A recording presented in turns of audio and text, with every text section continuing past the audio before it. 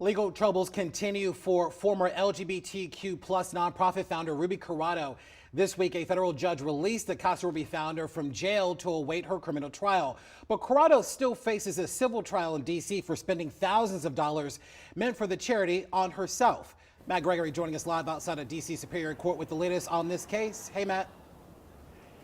Hey, good morning, Larry, or good afternoon, Larry, rather. You know, we saw Ruby, I was going to say this morning, Ruby Corado coming out of pretrial services on her way for the first time in public to her home detention that she awaits her home detention as she awaits her trial in federal court for money laundering as well as bank and wire fraud. It's easy to forget with these federal charges mounting up that there is already a civil case in motion where the District of Columbia has accused Corado of misusing funds meant for her charity on herself.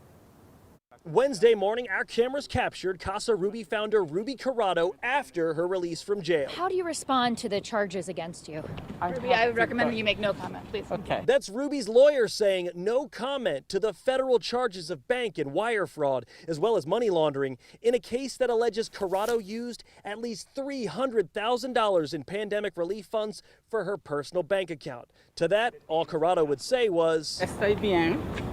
I'm fine, and thank you. Her trial troubles continue in D.C. Superior Court, where the District of Columbia has sued her and her nonprofit Casa Ruby for misuse of charitable funds. Funds intended to help people in the LGBTQ plus community with services and transitional housing. In court filings, Attorney General Brian Schwab's office says Casa Ruby received more than $9 million in grants from the D.C. government from 2016 to 2022 when the charity folded. Yet the paperwork goes on to say the charity fell behind on rent for several of its transitional housing projects, didn't pay employees, and the office alleges Ruby sent at least $500,000 to an account in El Salvador. The filing also says Corado had sole control over Casa Ruby's finances. We reached out to Corado's lawyers for the D.C. civil trial, but they did not respond. Now, as far as what Corado has to say to the people she worked with and the people her organization helped, I love everybody still, regardless.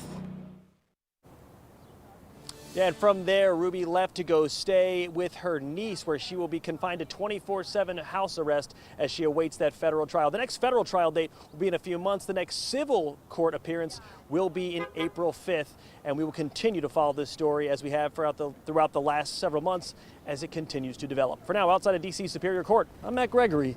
Back to you. Yeah, a lot of people have been impacted. We know a lot of people will be watching. Matt Gregory, thank you so much.